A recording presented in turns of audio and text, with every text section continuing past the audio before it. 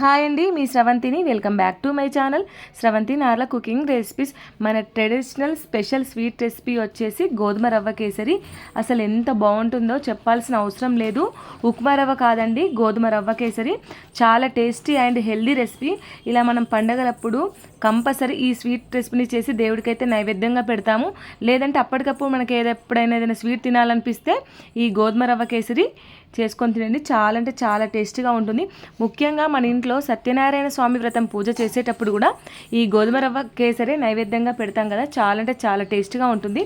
నేను చెప్పినట్టు ఈ వీడియోలో చూసి మీరు రవ్వ కేసరిని ట్రై చేయండి. చాలా అంటే చాలా టేస్టీగా ఉంటుంది. వీడియో ప్రాసెస్లోకి వెళ్ళే ముందు ఎవరైతే మన ఛానల్ని సబ్స్క్రైబ్ చేసుకోకపోతే ప్లీజ్ మన ఛానల్ని సబ్స్క్రైబ్ చేసుకోండి. ఇక్కడ నేనైతే ఒక 3 టేబుల్ స్పూన్ వరకు అయితే గీ వేసుకున్నాను. గీ హీట్ అయిన తర్వాత ఇలా కాజు అండ్ కిస్మిస్ని అయితే ఒక కప్పు వరకు తీసుకున్నాను. రెండింటిని కలిసి ఒక కప్పు వరకు తీసుకున్నాను.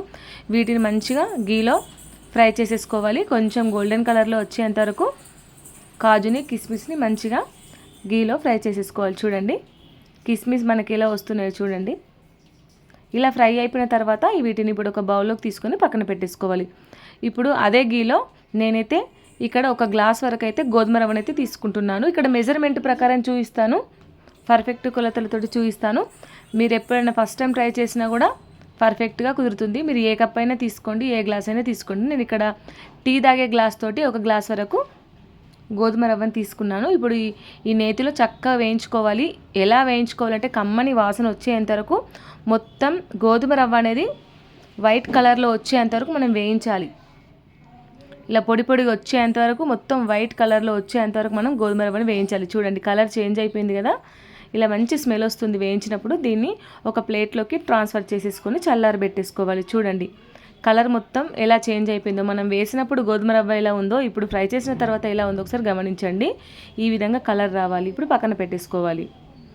ఇప్పుడు ఇదే నాన్ స్టిక్ కడాయిలో స్టవ్ ఆన్ చేసి మీరు ఏ గ్లాస్ తోటి అయితే గోధుమ రవ్వ తీసుకున్నారో అదే గ్లాస్ తోటి 3 గ్లాసుల వరకు వాటర్ తీసుకోండి.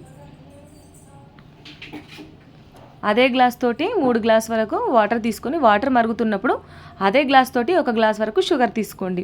ఇక్కడ మీరు షుగర్ ప్లస్లో బెల్లంని కూడా వాడవచ్చు, కానీ నేను ఇక్కడ షుగర్ వాడుతున్నాను. షుగర్ పూర్తిగా కరిగేంత వరకు చక్కగా కలుపుకోవాలి. దీనికి పాకం ఏం అవసరం లేదు.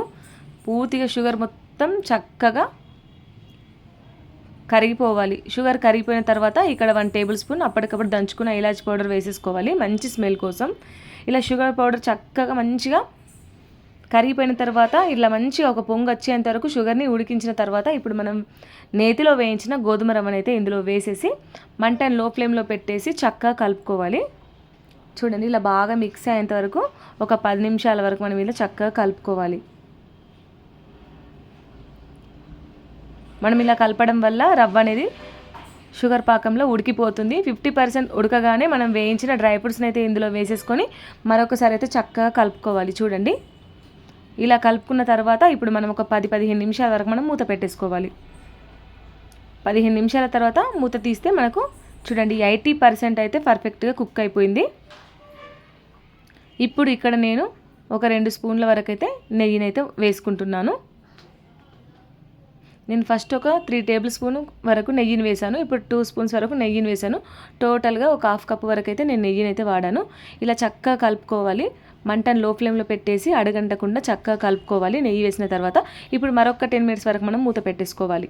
మూత పెట్టేసుకోవడం వల్ల మంచి సాఫ్ట్గా ఉడికిపోతుంది రవ్వ కేసరి అనేది. చూడండి, 10 నిమిషాల తర్వాత తిరిగి చూస్తే ఎంతో టేస్టీగా గోధుమ రవ్వ కేసరి అయితే రెడీ. చాలా అంటే చాలా టేస్టీగా ఉంటుంది. పండగ ఏదైనా ఇదే ప్రసాదంగా పెడతాం కదా, మీరు తప్పకుండా ట్రై చేయండి. ఈ విధంగా ఈ పర్ఫెక్ట్ కొలతలతోటి మీరు ఫస్ట్ టైం చేసినా కూడా మీకు పర్ఫెక్ట్గా కుదురుతుంది. చాలా అంటే చాలా టేస్టీగా ఉంటుంది. ఈ వీడియో కనుక నచ్చినట్లయితే లైక్ చేయండి, షేర్ చేయండి. మీరు చేసిన తర్వాత ఎలా వచ్చిందో కామెంట్ చేయండి. ఈ వీడియోని మీ ఫ్రెండ్స్కి, మీ ఫ్యామిలీ మెంబర్స్కి, రిలేటివ్స్కి తప్పకుండా షేర్ చేయండి. మీకు ఎలాంటి రెసిపీస్ కావాలో కింద కామెంట్ చేయండి. బెల్ ఐకాన్ని ఆన్లో ఉంచండి. ఎవరైతే మన ఛానల్ని సబ్స్క్రైబ్ చేసుకోకపోతే ప్లీజ్ మన ఛానల్ని సబ్స్క్రైబ్ చేసుకోండి. అంతేనండి. Thank you for watching. Bye.